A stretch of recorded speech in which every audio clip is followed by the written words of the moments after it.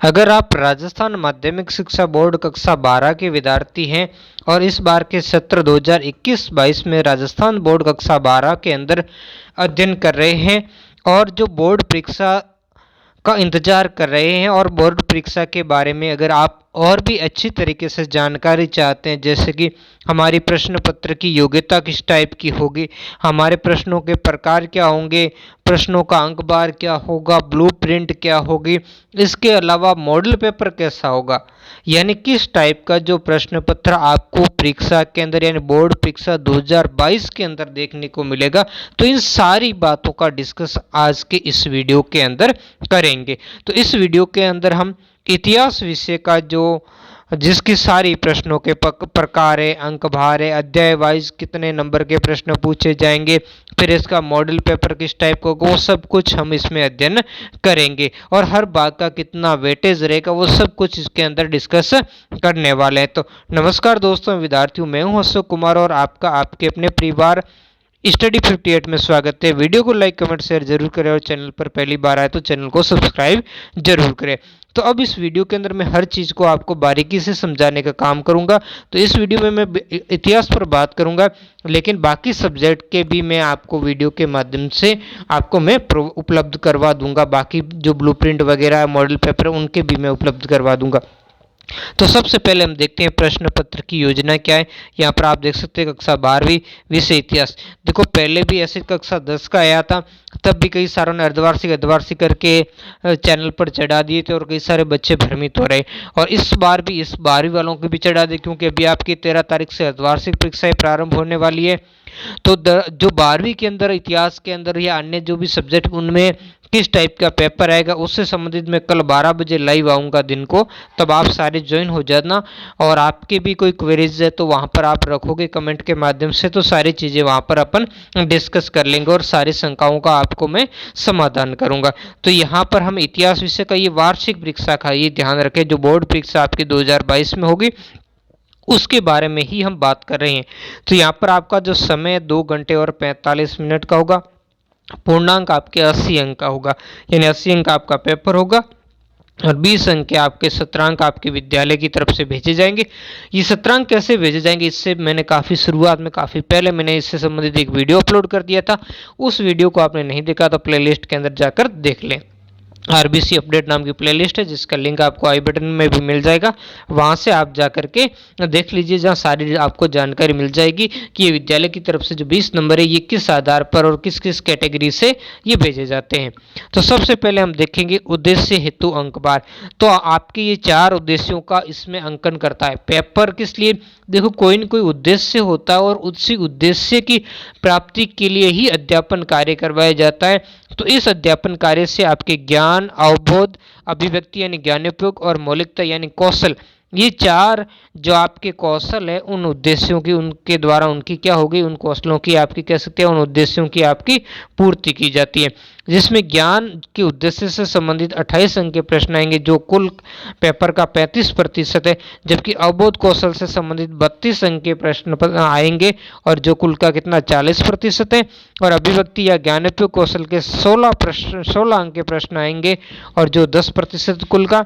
और मौलिक और कौशलता ये 4 अंक आएगा और ये 5%। देखो अब ध्यान देना, यहाँ पर मौलिक और कौशलता का मतलब ये मानचित्र से संबंधित, यानी मानचित्र का 4 अंक का क्वेश्चन आएगा। हमेशा वैसे 5 अंक आता है लेकिन इस बार इन्होंने 4 अंक कर दिया, ठीक है। तो ये 4 अंक और 1 प्रश्न आएगा, पिछली बार 2 प्रश्न आए तो वैसा नहीं होगा, तो वो सारा तो हम आगे देखेंगे कैसा मोड। तो इस तरीके से ये 100% और कुल 80 अंक के आपके ये चारों के चारों कौशल हो गए। अब हम देख लेते हैं प्रश्नों के प्रकार के बारे में। प्रश्नों के प्रकार किस टाइप से, जैसे वस्तुनिष्ठ प्रश्न। अब देखो वस्तुनिष्ठ का मतलब यहाँ पर ये होता है, वस्तुनिष्ठ में बहुवैकल्पिक प्रश्न यानी ऑब्जेक्टिव प्रश्न आते हैं, सत्य असत्य वाले भी आते हैं, रिक्त स्थान वाले भी आते हैं, ये सारे के सारे आपके वस्तुनिष्ठ में शामिल हैं। तो ऐसे आपके 18 प्रश्न आएंगे। कितने आएंगे? 18, वो हम आगे देखेंगे। ये 18 आएंगे जिसमें आपके 12 तो आएंगे अबसद वाले प्रश्न, और जबकि प्लस आपके जो 6 प्रश्न हैं वो 6 प्रश्न आपके कैसे आएंगे, वो रिक्त स्थान या सत्य असत्य वाला इस टाइप के प्रश्न आएंगे। ठीक है, तो ये प्रत्येक प्रश्न 1 अंक का हो गया, यानी कुल 18 अंक के होंगे, जो कुल का कितना हो गया 22.5%। और प्रश्नों की संख्या का ये 36% है, लेकिन ये कितने समय में आपको हल करना, 15 मिनट में आपको इन 18 प्रश्नों का जवाब दे देना है। बोर्ड परीक्षा की अति लघुत्रात्मक यानी वन लाइनर, एक लाइन में या एक शब्द में आप इसका उत्तर देते हो, तो ये कुल 12 प्रश्न आएंगे, प्रत्येक प्रश्न 1 अंक का होगा। और ये कुल अंक का जो 15% है और कुल प्रश्नों का ये 24% है, और 13 मिनट के अंदर ये 12 प्रश्न आपको क्या करने हैं, हल करने हैं।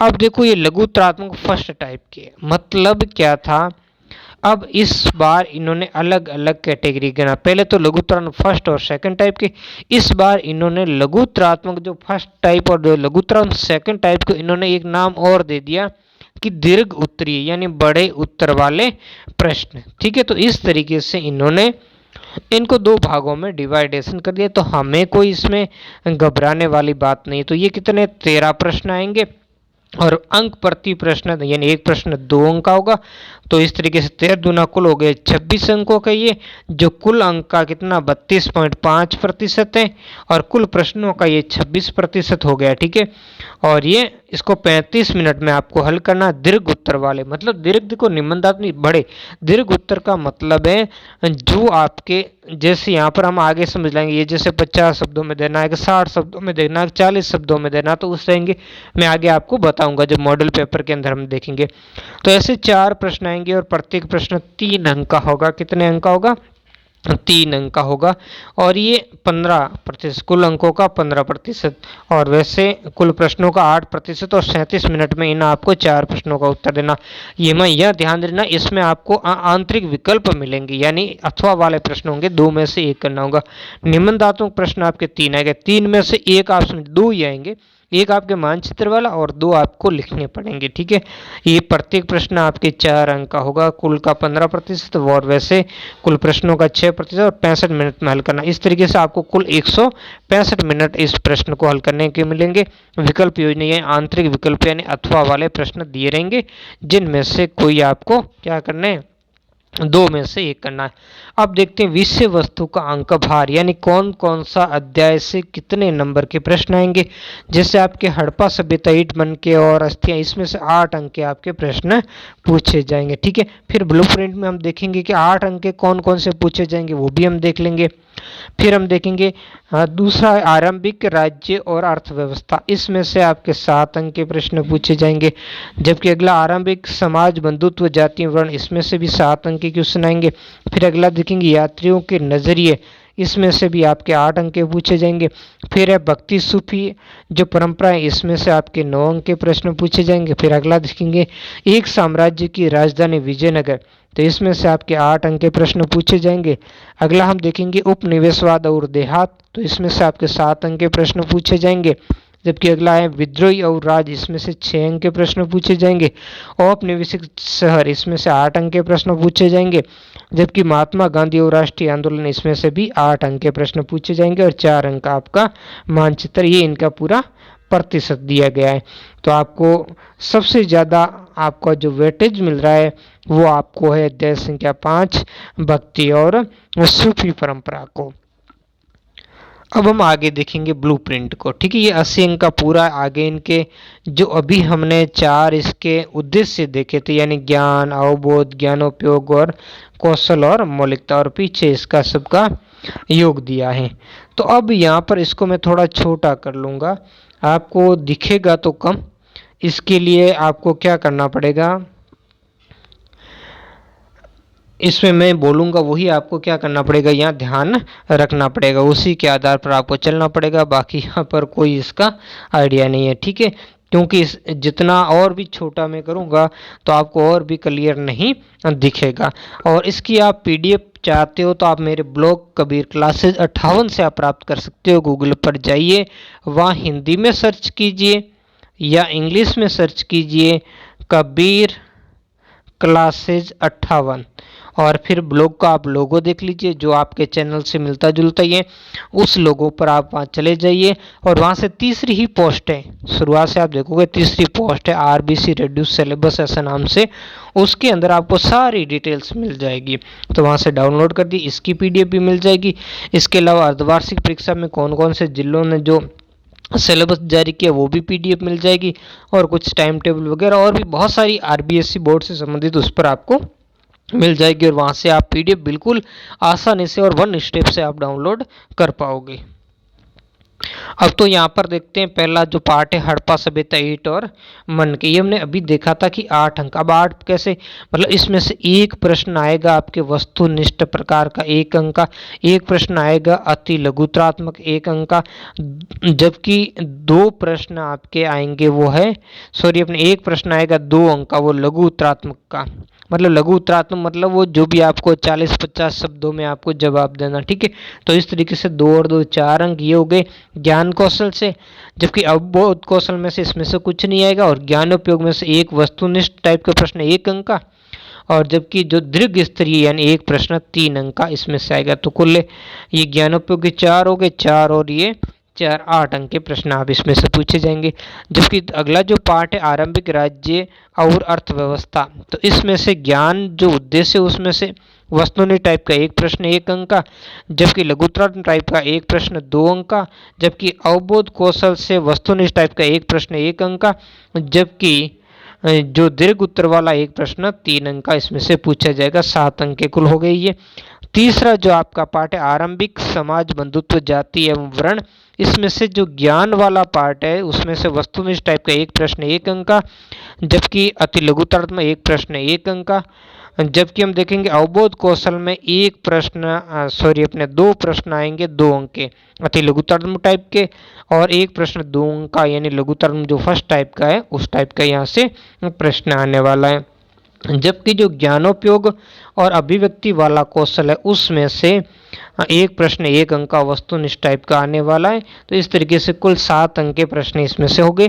फिर यात्रियों के नजरिए देखते हैं, इसमें ज्ञान वाले कौशल से संबंधित 1 प्रश्न 1 अंक का वस्तुनिष्ठ टाइप का, और 1 प्रश्न 1 अंक का अति लघुत्रात्मक टाइप का, जबकि अवबोध कौशल में से भी 1 प्रश्न 1 अंक का वस्तुनिष्ठ टाइप का, और 1 प्रश्न 1 अंक का अति लघुत्रात्मक टाइप का, और 1 प्रश्न 2 अंक का है जो क्या है लघुत्रात्मक टाइप का, ठीक है ये। और जो ज्ञानोपयोग कौशल में से 1 प्रश्न 2 अंक का जो लघुत्रात्मक जो फर्स्ट टाइप का है उस टाइप के क्वेश्चन आएंगे। तो इस तरीके से कुल 8 अंक का ये अध्याय हो गया। जबकि अगला देखेंगे हम भक्ति एवं सूफी परंपराएं, तो भक्ति एवं सूफी परंपराएं ज्ञान कौशल में 1 प्रश्न 1 अंक का अति लघुत्रात्मक, 1 प्रश्न 2 अंक का लघुत्रात्मक टाइप का, जबकि अवबोध कौशल में 1 प्रश्न 1 अंक का वस्तुनिष्ठ टाइप का, और 1 प्रश्न 1 अंक का जो अति लघुत्रात्मक टाइप का आएगा, जबकि इसमें से 1 निबंधात्मक प्रश्न आएगा 4 अंक का। ठीक है। तो इस तरीके से कुल 9 नंबर का ये अध्याय हो गया। जबकि जो हम देखेंगे छठा अध्याय, इसमें से एक साम्राज्य की राजधानी विजयनगर, ठीक है।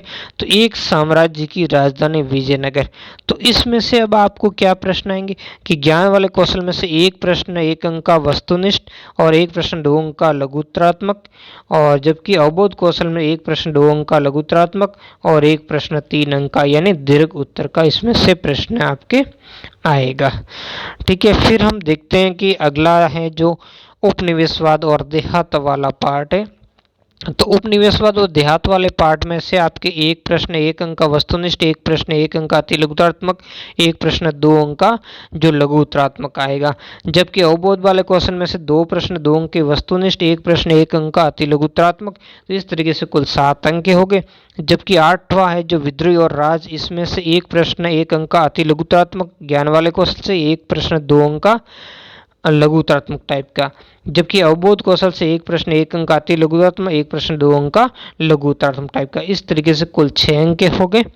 और जो औपनिवेशिक शहर है, तो औपनिवेशिक शहर वाले पार्ट में से जो ज्ञान वाला पार्ट है, इसमें से आपके 1 प्रश्न 1 नंबर का वस्तुनिष्ठ टाइप का, और 1 प्रश्न 2 अंक का लघुत्रात्मक टाइप का, ठीक है। और अवबोध वाला कौशल है, इसमें से 1 प्रश्न 1 अंक का वस्तुनिष्ठ, 1 प्रश्न 1 का अति लघुत्रात्मक टाइप का। जबकि ज्ञानोपयोग या अभिव्यक्ति वाले में से 1 प्रश्न 3 अंक का यानी जो दीर्घ उत्तर वाला प्रश्न है, कुल 8 अंक के हो गए। ठीक है, फिर हम देखेंगे महात्मा गांधी और उनका जो राष्ट्रीय आंदोलन। तो इसमें से एक प्रश्न 1 अंक का वस्तुनिष्ठ और एक प्रश्न 1 अंक का वस्तुनिष्ठ, यानी दोनों, एक पहले वाला ज्ञान कौशल से, दूसरे वाला अवबोध से संबंधित। जबकि एक प्रश्न आएगा 2 अंक का लघुतरात्मक टाइप का, और वो आएगा ज्ञानोपयोग या अभिव्यक्ति वाले कौशल से संबंधित। कुल 8 अंक हो गए। फिर हम देखते हैं एक आपके हो गया मानचित्र वाला। तो इस टाइप से कुल मिलाकर के एक प्रश्न जो 4 अंक का आपके कौशल से संबंधित। लेकिन यहाँ पर थोड़ी सी इस ब्लूप्रिंट में हम देखते हैं कुछ समस्या ये है कि यहाँ पर ये 1 अंक का हो गया, यहाँ ये हो गया 2 अंक का। ठीक है, 2 और 2 ये कितने होंगे 4, जबकि ये पार्ट 8 अंक का है। तो वैसे यहाँ पर इन्होंने अलग से मेंशन नहीं किया, ये वाला आप कुल 8 अंक दिए, जबकि मानचित्र वाले कुल कितने दिए 6 अंक इन्होंने दिए हुए हैं। तो यहाँ पर आपके कुछ मिसप्रिंट हो रही है इस अध्याय संख्या 10 में से। ठीक है, तो हो सकता है इनके जो प्रिंटिंग है उस प्रिंटिंग में यहाँ पर कुछ मिसप्रिंट हो गई है, तो इसी कारण जो 4 अंक वाला छपा नहीं है। तो इसमें से हो सकता है एक प्रश्न 1 नंबर वाला बढ़ जाए और एक प्रश्न जो और भी, जैसे उसमें से एक यहाँ से हम देख सकते हैं, ये यहाँ पर हमने मिस्टेक इसकी पकड़ ली, ये वाला है ना 4 अंक वाला। तो यही प्रश्न यहाँ आएगा, मतलब ये निबंधात्मक टाइप का एक प्रश्न इसी में से पूछा जाएगा। आपके जो निबंधात्मक टाइप के आपके इसमें प्रश्न आएंगे 21, 22 और 23, 3 प्रश्न आएंगे। ठीक है, तो उसमें से एक तो ये मानचित्र वाला 4 अंक का हो गया। ठीक है, और दूसरा एक प्रश्न आपके यहाँ से निकल करके आएगा, जो यहाँ पर होना चाहिए 4 का 1, यानी वो महात्मा गांधी वाले इस वाले पार्ट में से निकल कर आएगा, और एक तो आपके भक्ति वाले में से ये आ गया। तो इस टाइप से ये 3 आपके जो बड़े निबंधात्मक जो प्रश्न इसमें से पूछे जाएंगे, तो इस बात को आप मेंशन करें। ठीक है, तो एक इसमें से जो 4 नंबर का प्रश्न आएगा औपनिवेशिक शहर वाले पार्ट से और ज्ञानोपयोग कौशल से आपके इसमें संबंधित होगा। ठीक है, तो आपकी सारी बातें यहाँ पर क्लियर हो गई। इन्होंने बता दी विकल्पों की संख्या, यानी 17 से 20 के बीच में, और 21 से 30 में आंतरिक मतलब अथवा वाले प्रश्न दोनों में से एक करना है। और प्रश्न पत्र में मूल प्रश्न 23, मतलब कुल प्रश्न तो 1 से 23 है, और प्रकांतर में कुल 50 का मतलब है जैसे आपका जो पहला प्रश्न है उसके अंदर 12 और प्रश्न है। ठीक है ना, पहले प्रश्न में 12 है, दूसरे प्रश्न में 6 प्रश्न है, तीसरे प्रश्न में आपके फिर 12 प्रश्न है। तो इस तरीके से 12 12 24 और 6 कितने हो गए 30 ही हो गए, और 30 और ऐसे 20 और हो गए तो 50। इस तरह टोटल प्रश्न 50 है, लेकिन बाकी क्या है जो ये 3 प्रश्नों के अंदर और अधिक प्रश्न है अंदर। ठीक है ना, तो इस तरीके से कुल प्रश्नों का संख्या मतलब 12, और वैसे मूल प्रश्न कितने हैं इसमें 23 ही है। तो इसी उसी आधार पर आपको उनके क्या देने जवाब देने। अब हम देख लेते हैं इसका जो ब्लूप्रिंट है, उस ब्लूप्रिंट को हम यहाँ पर उसके अनुसार हम क्या करेंगे, या मॉडल पेपर को देखें। वही समय आपका है 2.25 घंटे के अंदर करना, पूर्णांक आपका 80 अंक का। पहले आपको 3.25 घंटे मिलते थे, लेकिन इस बार टाइम को आधा घंटा यानी 30 मिनट इन्होंने क्या कर दिया, कम कर दिया, रिड्यूस कर दिया है। 30% सिलेबस रिड्यूस किया और 30 मिनट आपका समय भी रिड्यूस कर दिया। तो इसके मुकाबले आपके जो 1 नंबर वाले प्रश्नों की संख्या और 2 नंबर वाले प्रश्नों की संख्या इन्होंने बढ़ा दी है। तो इस तरीके से आप इसको और भी अच्छे तरीके से और सही समय के अंदर कर पाओगे। ठीक है, अब यहाँ पर हम करते हैं जैसे एक खंड, इसको मैं सॉल्यूशन आपको पूरा उपलब्ध करवाऊंगा, लेकिन इसके लिए सॉल्यूशन के लिए मैं अलग वीडियो बनाऊंगा। ठीक है ना, उसके लिए आपको कोई दिक्कत वाली बात नहीं, उसके लिए मैं अलग से आपको वीडियो बनाऊंगा, इसमें पूरा आपका सॉल्यूशन उपलब्ध करवाऊंगा, जिसमें अवसद वाले सारे। तो इसमें जैसे पूछे इसने कि सिंधु सभ्यता का जो स्थल धोलावीरा निम्न में से किस राज्य में स्थित है, तो आपको इसमें से ऑप्शन दिए कि राजस्थान में, गुजरात में, एक महाराष्ट्र में, एक उत्तर प्रदेश में, ये धोलावीरा। तो वैसे इसका सही आंसर मैं आपको बता देता हूँ, क्या होगा गुजरात। तो वहाँ पर आपको क्या लिखना पड़ेगा, जो इसके लिए एक आपको या तो ऐसे चार्ट बना दो, या इसी के अंदर मैंने जो पिछले वाले वीडियो बनाए उनमें आपको बताया हुआ है कि ऐसे या तो प्रश्नों की संख्या 1 2 ऐसे लिख दो, और उसमें जैसे पहले का जो पहला है ना, तो ऐसे आप पहले का दूसरा इसका सही क्या वो ऐसे लिख दो, या फिर उत्तर के अंदर। तो वो वाला वीडियो जरूर देखा, हालांकि पिछली वाले के लिए है, लेकिन फिर भी उसने मैंने किस तरीके से बोर्ड परीक्षा में उत्तर लिखना है उसके बारे में बताया ताकि आपका कोई भी नंबर कट नहीं हो। हालांकि उस समय एग्ज़ाम नहीं हुई थी, लेकिन वो वीडियो ज़रूर देखना जो प्लेलिस्ट के अंदर आपके जो कक्षा 12 मिशन मेरिट वाला उस प्लेलिस्ट में आपको मिल जाएगा। फिर अगला, भारतीय पुरातात्विक सर्वेक्षण के पहले डायरेक्टर जनरल, तो इसका जैसे सही आंसर तो वैसे क्या होगा आपके कनिंघम होगा।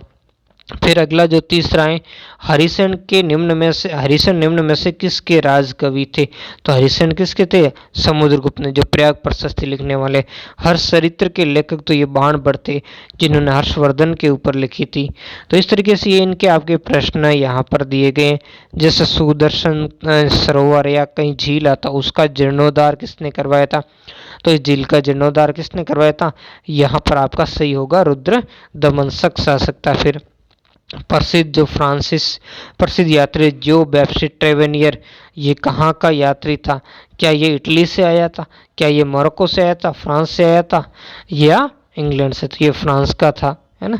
और फिर शेख फरीदुद्दीन गंज शक्कर की दरगाह कहाँ पर है? तो इनको फरीदुद्दीन गंज शक्कर की दरगाह क्या अजमेर में? नहीं। फतेहपुर सीकरी में? क्या नहीं। तो क्या अजोधन पंजाब में या फिर दिल्ली के? तो कमेंट करके आप मुझे बताइए। शेख फरीदुद्दीन गंज ए शक्कर, जिनको हम बाबा फरीद के नाम से भी जानते हैं, तो इनकी कहाँ पर है बाबा फरीद की? क्या दिल्ली में है कि क्या अजोधन में? मुझे कमेंट करके बताइए। फिर विजयनगर साम्राज्य की स्थापना किस वर्ष हुई? तो हम जानते हैं कि विजयनगर साम्राज्य की स्थापना 1336 में हुई। अंग्रेजों के विवरणों में रैयत शब्द का प्रयोग किसके लिए किया गया? तो वो किसके लिए करते हैं? क्या श्रमिक के लिए करते हैं? क्या मकान मालिक के लिए? या सरकारी कर्मचारी के लिए? या किसान के लिए? तो वो किसान के लिए करते हैं, पीसेंट के लिए। फिर हम देखते हैं सहायक संधि व्यवस्था किसने प्रारंभ की? क्या लॉर्ड वेलेस्ली ने की थी या लॉर्ड डलहौजी, लॉर्ड क्लाइव या कैनिंग? तो लॉर्ड डलहौजी ने नहीं, सहायक संधि पूछा है यहाँ। लॉर्ड डलहौजी तो वो डॉक्ट्रिन ऑफ लैप्स का था, तो ये था लॉर्ड वेलेस्ली। सहायक संधि प्रणाली का जनक हम किससे कहते हैं? लॉर्ड वेलेस्ली को कहते हैं। फिर 1853 का वर्ष मुख्य रूप से किसके लिए जाना जाता है? सती प्रथा पर रोक के लिए, या रेलवे की शुरुआत के लिए, या राजधानी परिवर्तन के लिए, या गेटवे ऑफ इंडिया का निर्माण? तो इस समय रेलवे की क्या होती है? शुरुआत होती है। महात्मा गांधी को किसने 1 वर्ष तक जो ब्रिटिश भारत की यात्रा करने की सलाह दी थी? सलाह देने वाले कौन थे? उनके जो राजनीतिक गुरु थे, गोपाल कृष्ण गोखले। गांधी जी सीधा ही मैदान में उतरना चाहते थे, लेकिन उनका मैदान में भी नहीं उतरी। पहले पूरा भारत भ्रमण कीजिए, भारतीयों की नब्ज को टटोली, उसके बाद आइए। फिर रिक्त स्थान वाले, बाबा गुरु नानक का जन्म ननकाना गांव था जो कि किस नदी के किनारे है? ठीक है, तो आप कमेंट करके इसको बताइए। वैसे आसान सी बात है। ननकाना साहिब जो वर्तमान के अंदर पाकिस्तान के अंदर अभी यात्रा भी हो रही है ना, पहले वहां पर जा नहीं थे, जो करतारपुरा कॉरिडोर बना उसके लिए। तो आप कमेंट करके इसका भी जवाब दीजिए, है ना। अगला हम दूसरा इसका देखेंगे। ईस्ट इंडिया कंपनी ने 1793 में कौन सा बंदोबस्त लागू किया था? क्या स्थायी बंदोबस्त लागू किया था या कोई और दूसरा बंदोबस्त लागू किया था? बताइए, है ना। उसने वैसे 3 सेटलमेंट वो लेकर के आई थी, है ना। स्थायी बंदोबस्त था, महालबाड़ी बंदोबस्त था, तो ऐसे ऐसे अलग अलग जो बंदोबस्त लेकर के आई थी, उसमें से ये कौन सा था? वैसे तो इसका आपको जवाब तो पता चल ही गया होगा, ठीक है ना। फिर हम देखते हैं कि 10 मई 1857 को दोपहर के बाद किस छावनी के सैनिकों ने क्या कर दिया था? विद्रोह, यानी आंदोलन की शुरुआत कहाँ से होती है? तो वही मेरठ छावनी होगी आपकी, उसका स्थायी बंदोबस्त हो जाएगा, ठीक है। दूसरे का इसका स्थायी, इसका मेरठ छावनी। फिर नवगोथिक जो शैली का सबसे बेहतरीन उदाहरण कौन सा टर्मिनल से? जो great Indian peninsular railway station company का हुआ करता था, ठीक है ना। तो ये भी आप मुझे कमेंट करके बताइए। हालांकि मैं अगले पेपर में सबके इसके आपको अलग से आंसर बताऊंगा। 1929 के दिसंबर के अंत में कांग्रेस ने अपना वार्षिक अधिवेशन किस शहर में किया? शुरुआत में मुंबई, यहाँ पर लिखना है कि टापुओं का इलाका था। वैसे कितने 100 टापुओं का इलाका माना जाता है। जैसे जैसे आबादी बढ़ी, इन टापुओं को एक दूसरे से जोड़ दिया गया था, है ना। फिर अष्टाध्यायी ग्रंथ किसने लिखा? गौतमीपुत्र सातकर्णी किस वंश से था? इब्न बतूता को किस सुल्तान ने दिल्ली का काजी नियुक्त किया था? तो ये पूरा पेपर सॉल्यूशन के रूप में आपके पास में 1-2 दिन में आ जाएगा, ठीक है। इसके अलग अलग पार्ट होंगे, तो भी कल से लगभग आपको, कल या परसों में आपको पहला पार्ट प्राप्त हो जाएगा। इन सब के मैं आपको उत्तर देने का प्रयास करूंगा, ठीक है। तो अब आप ये अखंड हो गया ब प्रारंभ, ठीक है ना। इसमें जो 50 शब्दों में ये 2 अंक के प्रश्न वो 1 अंक के थे पहले, इससे पहले, और ये 2 अंक के आपके प्रश्न प्रारंभ हो गए, ठीक है। तो यहाँ पर आपके इनके 2 अंक के इनके जवाब देना, ये 4 से लगाकर आपके 16 तक। फिर खंड स में दीर्घ उत्तर वाले यानी 100 शब्दों में इनका जवाब देना। ये प्रत्येक प्रश्न आपके 3 अंक का, इसमें अथवा वाले यानी 2 में से आपको एक प्रश्न हल करना। पहले ये 4 नंबर के आते थे, अब 3 नंबर का कर दिया। उत्तर उतने ही शब्दों में देने, लेकिन प्रश्नों की संख्या थोड़ी कम हो गई है और नंबर भी कम हो गए, तो थोड़ा लिखना भी आपको कम पड़ेगा इसमें, ठीक है ना। तो इस तरीके से ये 20 तक है। इसमें से भी अथवा वाले, पहले अथवा में नहीं आते, अथवा में कर लिया तो बहुत अच्छा कर लिया। फिर निबंधात्मक प्रश्न ये 250 शब्द वाले हैं, ये 4 अंक के आपके कर दिए। पहले ये 6 अंकों के आते थे, ठीक है ना। तो इसमें 250 शब्दों में आपको इसका क्या देना, उत्तर देना है। तो आप ये कैसे कह सकते हैं बाहर छोड़ो आंदोलन सही मायने में जन आंदोलन था, या तो ये कीजिए, या आप के विचार से नमक यात्रा ने किस प्रकार राष्ट्रीय आंदोलन को नवीन दिशा दी, या तो ये कीजिए। दोनों में से कोई भी एक आपको हल करना है। 22वें में वैसे, फिर 23वां जो इसमें से आपको हल करना है। मानचित्र भी अथवा वाला, दोनों में से एक कीजिए आप। या तो ये जो 4 स्थान है ये मानचित्र में अंकित करने, या फिर ये वाले 4, ये दोनों ही मैं आपको मानचित्र में दोनों ही प्रश्नों को मैं सॉल्यूशन करवा दूंगा। तो जल्दी हम मिलते हैं इनके सॉल्यूशन के साथ, और बाकी आप कमेंट कीजिए, बाकी सब्जेक्ट का भी मैं वीडियो बनाने का प्रयास करूंगा। धन्यवाद। वीडियो कैसा लगा मुझे कमेंट करके ज़रूर बताइए, और चैनल पर पहली बार आए तो आपसे रिक्वेस्ट है कि चैनल को सब्सक्राइब करें, और धन्यवाद।